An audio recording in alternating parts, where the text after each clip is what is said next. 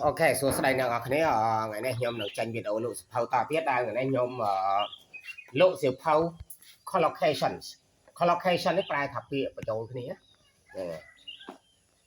អញ្ចឹងយើងអាចស្គាល់ collocation បានសភៅនេះប្រហែលជាសិស្សមួយចំនួនធំគឺគាត់អត់បានស្គាល់ទេយើងអាចស្គាល់ collocation បានតាមរយៈចរន្តបូកនឹង noun ណាមួយទៅ collocation ហើយប៉ុន្តែverb ing ចរន្តហ្នឹងណាបូកនឹង noun ហ្នឹងវាអាចទៅជាន័យផ្សេងខ្ញុំឧទាហរណ៍ថាពាក្យ surprising ហ្នឹងគឺភ្ញាក់ផ្អើលត surprising ការភ្ញាក់ផ្អើលតបូកមួយ noun ទៅត guest ភ្ញៀវត surprising guest ទៅជាភ្ញៀវកិត្តិយសអាហ្នឹងហើយគេហៅថាពពួក collocation ណាអូខេអញ្ចឹងបន្តវិញ្ញាព្រឹងអ្នកនេះមើលសៀវភៅ collocations ត្រូវបានចងក្រងឡើងយ៉ាងលម្អិតបំផុតសម្រាប់ប្រើប្រាស់ជាអន្តរជាតិមានន័យថាប្រើប្រាស់ទូទៅនៅទូទាំងសកលលោកណាជាពិសេសប្រើនៅក្នុងទី1ជំនាញនិយាយនិង collocation ហ្នឹងគឺយកប្រើនៅក្នុងជំនាញនិយាយផ្លូវការទី2ប្រើនៅក្នុងជំនាញសរសេរហ្នឹងហើយសរសេរផ្លូវការហ្នឹង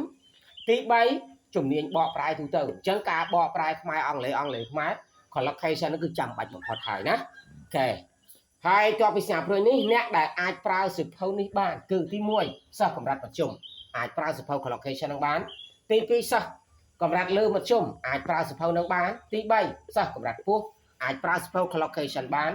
ទី4និស្សិតផ្នែកអក្សរសាស្ត្រអង់គ្លេសអាចប្រើសៀវភៅនឹងបានទី5អ្នកបកប្រែភាសាអង់គ្លេសអាចប្រើសៀវភៅ collocation បានទី6គ្រូបរិញ្ញាបត្រភាសាអង់គ្លេសអាចប្រើសៀវភៅ collocation បានហើយបើអ្នកនរគ្នាមានបំណងចង់ទិញសៀវភៅ collocation នេះយកទៅប្រើការក្នុងស្ថាប័នការងារអ្នកនរគ្នាអស់មួយជីវិតនេះតាក់ទងតំណែងទិញសៀវភៅនេះតាម Telegram របស់ខ្ញុំគឺ093 553 191ណា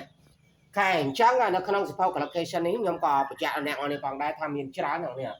មានអាហ្នឹងមានរា